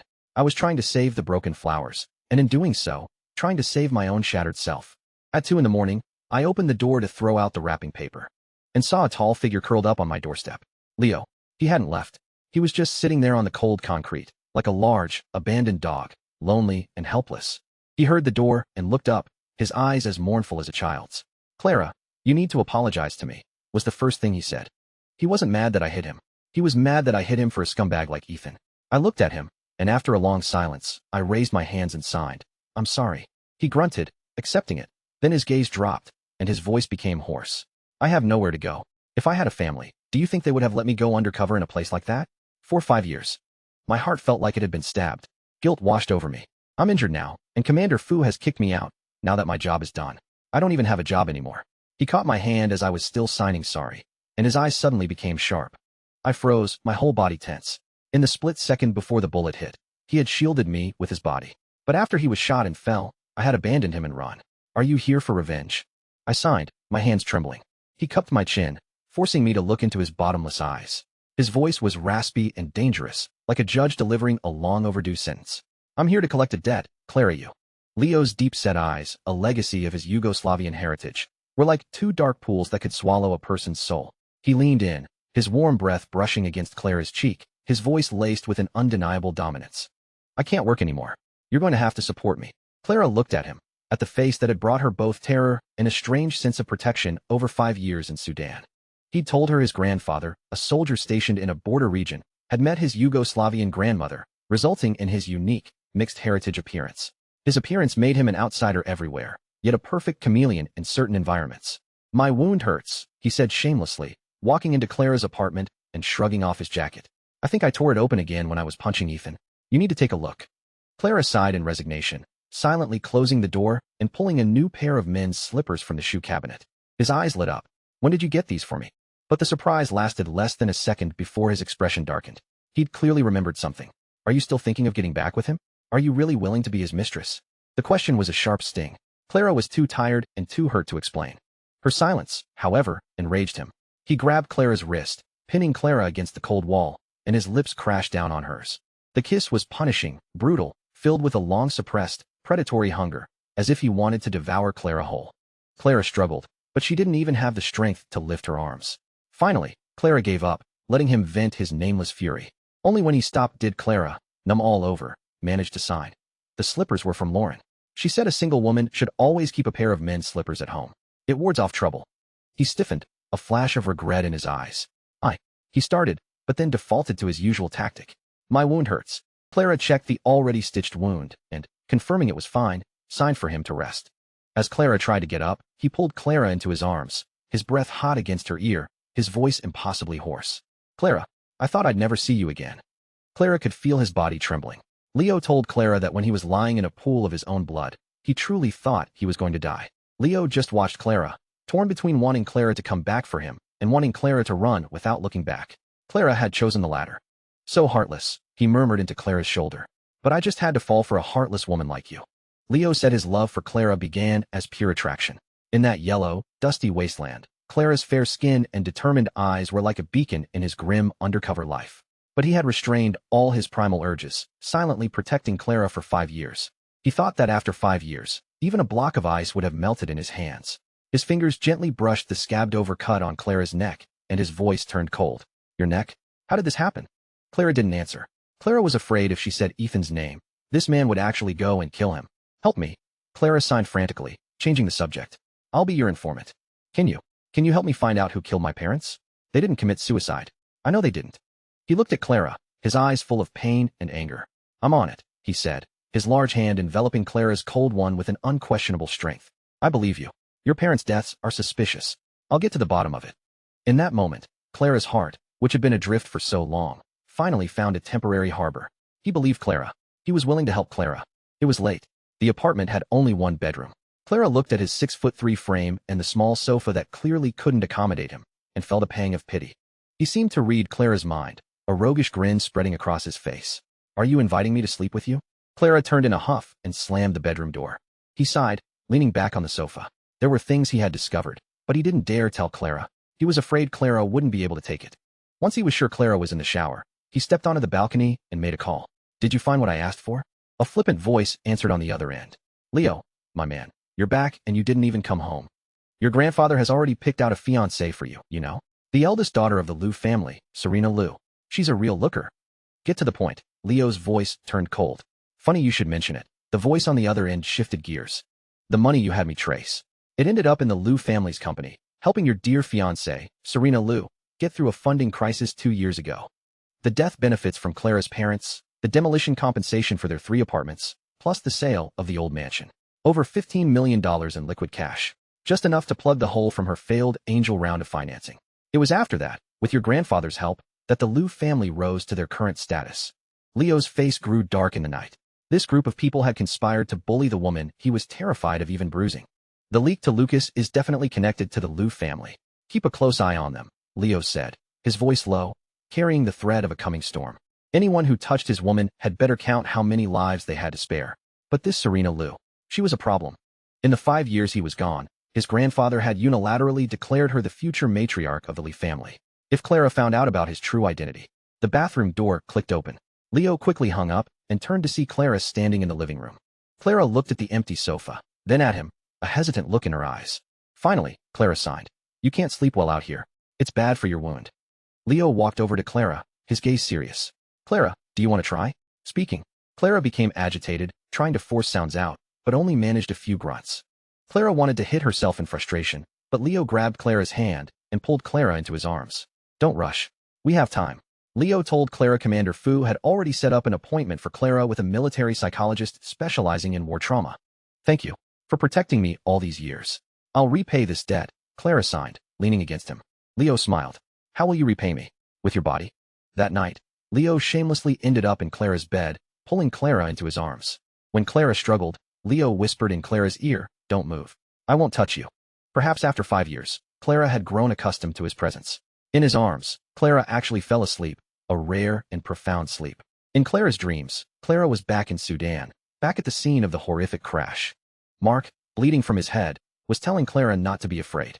He had traded his life for Clara's. "He doesn't regret it," a voice whispered in Clara's ear. Clara opened Clara's eyes. Leo was staring at Clara, dark circles under his eyes. Clara had apparently kicked him in her sleep. "You?" Clara said instinctively. Clara had spoken. Leo froze for a second, then wrapped himself around Clara like an octopus. "Wifey, I'm hungry." Clara sat up, exasperated, and went to make breakfast. Leo rolled over and went back to sleep. He had watched over Clara all night, and now he could finally rest. Meanwhile, in the Liu family's luxurious villa, Sophie was pacing anxiously. "Serena, that Clara is back. Ethan is completely obsessed with her again. Didn't you say she would never come back alive?" On the sofa sat Serena Liu, a woman with similar features, but a completely different aura. She sipped her coffee, her eyes cold. $15 million. Did you really think she'd give up that easily? If you can't solve the problem, then you eliminate the person creating it. Serena looked at her incompetent younger sister, Sophie, a cruel smile on her lips. "And you're the one who has to do it. I'm going to be the head of the future Li Corporation. I can't have any blood on my hands." After the cafeteria incident, a strange calm settled over Clara's world. The name Li family, looming behind the Lius, was like an invisible mountain pressing down on everyone. Dr. Chen looked at Clara with pity but could only sigh helplessly. Clara told him it was okay to let them talk. Clara didn't care anymore. The only things Clara wanted were the truth about her parents' deaths and the identity of the traitor who sold them all out. Clara returned to the pharmacy, her sanctuary from the outside world. But Ethan appeared like a ghost. He brought a bag of hot waffles from the place Clara used to love. The sweet smell filled the air, but it only made Clara feel sick. "Clara, have you eaten?" Ethan asked, standing at the counter, his tone careful, as if Clara were a porcelain doll. "I'm not hungry," Clara typed on her phone, her expression flat. "You can't go on like this without speaking." Ethan tried to get closer, his voice pleading. "I've been learning sign language, but I still hope you'll speak again. Let's go see Dr. Zhang, okay?" Ethan planned Clara's future as if they'd just had a small spat. Clara didn't want to engage with him and started organizing the inventory. The pharmacy owner returned and saw the new BMW parked outside and Ethan leaning against it. She smiled and teased Clara. "He's a handsome one. Your boyfriend." Clara kept her head down, silent. That wasn't the Ethan Clara knew. The man Clara loved was simple and frugal. He used to say any car over 30,000 was a waste. The man before Clara, in his tailored suit, expensive watch, and luxury car, was a stranger who chilled Clara to the bone. In the end, Clara got in Ethan's car. Clara needed to talk to him about the divorce, about the mansion he sold. Clara sat in the back. Ethan looked at Clara, his eyes dim. Clara, the front passenger seat will always be yours. But Ethan didn't understand that some stains remain even after they've been scrubbed away. The hot pot restaurant was the same, a 10-year-old establishment where even the tables were in the same place. But the person who greeted them was different. "Hey man, good to see you. Did you bring Sophie and the kid today?" The owner's wife greeted him warmly. Clearly, Ethan had brought them here often over the past 5 years. This was their family spot now. And who was this? The owner's wife didn't remember Clara. 5 years was long enough to reset a person's memory. Ethan swallowed hard. Under the curious gazes of the other diners, he hesitated, then finally managed to say, "My university classmate." "Daddy," a cheerful voice cried out. A small figure charged over, deliberately bumping into Clara to throw herself into Ethan's arms. Sophie stood by the door, a polite yet provocative smile on her face. This was another ambush, carefully staged just for Clara. "Bad woman. You're still trying to seduce my daddy. You're a fox." 5-year-old Fifi spat out the most venomous words in the most innocent voice. The entire restaurant fell silent. All eyes turned on Clara like daggers. Sophie stepped forward, playing the victim. "Clara, you and Ethan are in the past. We're married with a child now. Please have some self-respect." Sophie took advantage of the fact Clara couldn't speak, that Clara couldn't defend herself. Whispers of homewrecker and shameless washed over Clara like a tide. Clara looked at Ethan, saw his evasive gaze as he held his daughter, and heard him plead with Clara. "Clara, she's just a child. She doesn't know any better. Don't take it to heart." Once again, Ethan used his innocent child to hold Clara hostage. He made Clara stand there and endure the judgment and insults of strangers. "If you had any decency, you'd stay away from us and give our child a complete family," Sophie said, her voice choked with fake tears. Sophie even made a show of wanting to kneel before Clara. "I'm begging you, okay? Give my child her father back." Her performance successfully ignited the righteous anger of the onlookers. Someone threw a napkin at Clara, then a plastic cup, then a glass tumbler, which struck Clara hard on the forehead. Sharp pain, followed by the trickle of warm liquid down Clara's face. Clara stood there, helpless, like a sinner at a public execution, suffocating in her loneliness. Just as Clara thought she would be completely consumed by the vicious tide, an angry voice roared from the entrance like a clap of thunder. "Nobody who laid a hand on her is leaving here today." Leo was there, breathing heavily, clearly having run all the way. His tall frame was like a wall, blocking out all the filth. Leo took off his jacket and wrapped it tightly around Clara, pulling Clara behind him. In that moment, all Clara's pent-up grief and hurt finally broke free, hot tears streaming down her face. "Picking on a mute woman who can't defend herself. You must be so proud." Leo's voice wasn't loud, but it was so cold it seemed to drop the temperature of the entire restaurant. "She's the other woman," someone shouted. "The other woman?" Leo laughed, a sound laced with bloodthirsty chill. "This woman here seduced a married man and had his child. This man committed bigamy, starting a new family while he was still married. I've already called the police. They can tell you who the real homewrecker is, and who the illegitimate child is." Leo's words were a bombshell that left everyone stunned. Clara took out her phone, turned the volume all the way up, and played the cold AI voice. "We were married for 10 years. You've been legally married to her for 2, but your child is 5. You're not protecting your child. You're just using her so you can call me the other woman. What family matter is there left between us?" The tide turned in an instant. The diners who had been glaring at Clara with contempt now turned their disdain on Sophie and the child in her arms. So the homewrecker was crying wolf. Like mother, like daughter. No wonder the kid is so nasty. Sophie, clutching her terrified child, tried to leave, but Leo's friend Zane blocked the door. "Where do you think you're going? Slander, public disturbance, assault. You think you can just walk away?" Leo cupped Clara's face. When he saw the blood on Clara's forehead, the warmth in his eyes instantly turned to ice. "We're going to the hospital to get that documented, and we're telling the police to press charges." "Ethan." Sophie panicked. A police record would ruin her promotion. Ethan was frantic too. Ethan rushed over to Clara, his face desperate. "Clara, let's just drop it. Don't press charges. This will look bad for everyone. Sophie's up for a promotion, and once again, for his career, for his new family, Ethan chose to sacrifice Clara. The lights in the police station were blindingly white, the air a mix of antiseptic and cheap instant coffee. Sophie Liu, far from being humbled, became even more arrogant after being brought in. She stared at me, her eyes filled with a venom that could kill. "Clara, you'd better settle this privately. Otherwise, you'll regret it." Leo gently pressed my head against his chest. The faint scent of tobacco and the strong, steady beat of his heart gave me a strange sense of peace. He gestured dismissively at Sophie. "You should worry about yourself, lady. The homewrecker who knowingly broke up a marriage." His words instantly ignited Sophie's fury. "Do you know who I am?" The heir to the Haichingli family is my brother-in-law. You just wait. Oh. Leo raised an eyebrow, a playful smirk on his lips. If we're making claims, I might as well say my last name is Li and I'm the heir to the Li Corporation. You believe that? As if you're worthy. Right, I'm not worthy. You are. He couldn't be bothered to argue further and signaled for the police to take the noisy woman away. Outside, Fifi's piercing cries could be heard. Ethan held his daughter, his eyes full of disappointment and blame as he looked at me. Clara, Fifi is just a child. How could you do this to her? What have you become? There it was again. In his world, I was always the one who should yield, who should sacrifice for his innocent child and his indebted mistress. Leo sneered, stepping in front of me. A child's misbehavior is the father's fault. You can't even teach her not to swear. Your parenting is disgusting. He didn't even spare Ethan another glance, simply taking my hand and leading me out. Let's go to the hospital and get your injury report. Ethan chased after us, his voice cracking with frustration and anger. Clara, you're leaving with him? I am your husband. I didn't look back. Husband? The word was nothing but a bitter irony coming from his lips. In the car on the way to the hospital, Leo's friend Zane drove, eyeing me in the rearview mirror with a smile. Nice to meet you, sister-in-law. My buddy Leo has been a wild one since we were kids, so please bear with him. I froze, then quickly signed. I'm not his girlfriend. What did she say? Zane asked. Leo raised his eyebrows smugly and lied without batting an eye. She said, you're too kind. I punched his arm in frustration and turned to stare out the window, ignoring him. This jerk always knew how to get under my skin at the worst possible moments. The hallways of Haiching Hospital were bustling with people. I sat on a cold bench, holding my medical report, when Ethan returned. He stood before me, his tall frame casting a shadow that completely enveloped me. Clara, he knelt, his voice a low, pleading whisper. I've seen your results. It's a soft tissue contusion, nothing serious. Can we not blow this out of proportion? Please. For my sake.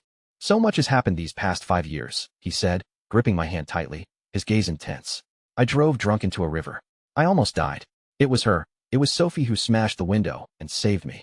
Clara, a debt for saving a life is the greatest debt of all. If you still love me, even if it's just for me, don't ruin her. Please. For him. Always for him. I raised my hand and, with all my strength, slapped him hard across the face. The sharp sound echoed in the empty corridor. He was stunned, but he didn't move. Just then, Leo walked over with 2 police officers. He looked down at Ethan, a cruel smile playing on his lips. Officers, this is the man, suspected of bigamy. While his wife was serving abroad with a peacekeeping force, he married another woman here at home. He even deceived the police by filing for his wife's death certificate. Ethan's face turned deathly white. Leo was backing him into a corner with no escape. You're lying, he roared, trying to lunge forward, but the officers stopped him. Leo, all 6'3" of him, dramatically shrank back, looking at the officers with a wounded expression. You see? He's violent, too. A man like that is terrifying. I was speechless at his performance. The man was a born actor. Ethan was taken away by the police. As he passed me, he paused, his eyes full of disappointment. Clara, you've changed. Yes, I had. Should I have remained unchanged, standing here while you and your new family trampled me into the dirt? Dean Liu, having heard the news, also arrived. His shrewd old eyes flickered with calculation, lingering on Leo for a moment before he smiled and ordered the hospital to give me the most thorough examination possible. I knew this old fox had already started investigating Leo. Back in my small, suffocating apartment, all I wanted was to wash away the day's filth. The bathroom lock was broken. After a long hesitation, I propped a mop against the door before carefully taking off my clothes. The hot water cascaded over me, enveloping me.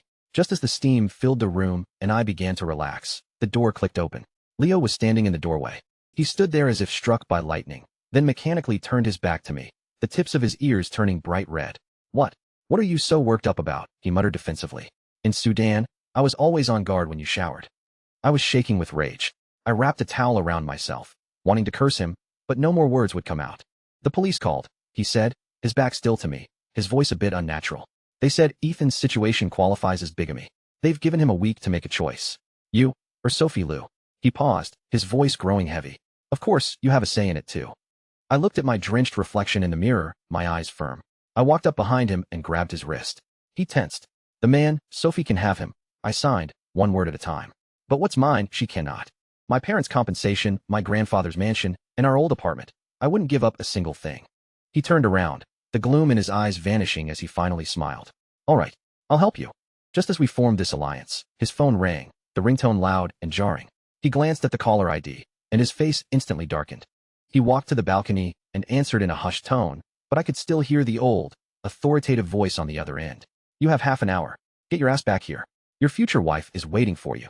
The voice on the encrypted phone was old, authoritative, and absolute. "Half an hour. Get back here and meet your fiancé." I hung up and looked back at the closed door of the small apartment, feeling a profound sense of powerlessness for the first time. Behind that door was the woman who had just started to open up to me, who had decided to fight alongside me. And I had to turn my back and attend a sham meeting with her enemy's family. The Lee family estate was perched on Haiching's most expensive hillside, the very air thick with the scent of money and power. I sat in a wheelchair, my head wrapped in thick gauze, only my eyes visible. Every movement was deliberately stiff and slow. This was the plan Commander Fu and I had agreed upon. Until Lucas's remaining followers were eliminated, the name Leo Lee had to disappear. In his place was the severely injured Lee family heir. In the living room, sandalwood incense curled in the air. My grandfather, whom I had never met, was personally pouring tea for a woman with immaculate makeup, Serena Liu. The moment she saw me, her gentle, smiling eyes flashed with an undisguisable shock and disgust. It lasted only a fraction of a second, but I caught it. You," my grandfather said, his voice trembling as tears welled in his old eyes. Serena immediately composed herself, putting on a mask of pity, her voice as sweet as honey. "You've worked so hard. You must have suffered a lot all these years." I strained my voice, making it sound weak and hoarse. "It's not safe overseas. I suffered a lot, and I killed a lot of people. My hands are still itching. If it weren't for these broken legs, I'd love to find a few people to practice on." As I spoke, I fixed my uncovered eyes on her. "I'm like this now. Are you sure you still want to marry me?" Her face went paler than the wallpaper. I could see her body tense with fear. Post-traumatic stress, to a calculating businesswoman like her, meant uncontrollable violence and danger. She was afraid of me. You were serving our country. No matter what you've become, I will always take care of you," she said, forcing the disingenuous words out. "Really?" I deliberately raised my bandaged hand towards her. She shrieked and jumped back as if stung by a scorpion, the disgust in her eyes now impossible to hide. I sneered and turned to my grandfather. "Grandpa, is this the wonderful fiancé you found for me? Since she's so scared and disgusted by me, I think we should just call off the wedding. I wouldn't want to hold her back." My grandfather was furious, but he was a man who had been in charge his entire life and never changed his mind. He ordered us to exchange contact information and cultivate feelings, insisting we would marry as soon as I recovered. I didn't bother arguing, just met his stubbornness with my own sharp words until he raised a hand to strike me, only to be stopped by the butler. Finally, I escaped that suffocating house on the pretext of needing to return to the hospital. The moment the car door closed, I tore the hot bandages from my face, gasping for fresh air. I looked out at the receding mansion with no sense of attachment. Compared to that golden cage, Clara's small, real apartment felt more like a home. Just then, Zainchen called, his voice unusually grave. "Leo, we found it." He paused, seeming to choose his words carefully. 1 month before the fire that killed Clara's parents, Ethan Gu purchased 2 high-value accidental death insurance policies for them, in Clara's name. The payout was $50 million. The beneficiary was himself. In that instant, my heart felt like it was seized by an icy hand. My blood ran cold. "The final ruling on the fire was accidental death," Zane continued. "So, legally, Ethan was the beneficiary. Accidental. What a convenient word. Parents-in-law die in an accident, son-in-law gets a massive payout. Wife goes missing in an accident overseas, and he can righteously marry his new love, using that blood money to fund her family's business and become a shareholder himself. A perfect, seamless conspiracy. A chill I had never felt before snaked up my spine. If this was all a setup, then Clara's return was the biggest wrench in their plans. They would never let her go. At that same moment, in a small pharmacy in the south of the city, Clara was organizing medicine. A few sleazy thugs walked in, muttering obscenities and eyeing her like a piece of merchandise. "Hey beautiful all alone. Give me a box of condoms. And some of that stuff that makes women. You know." Clara remained expressionless, tossing the items on the counter.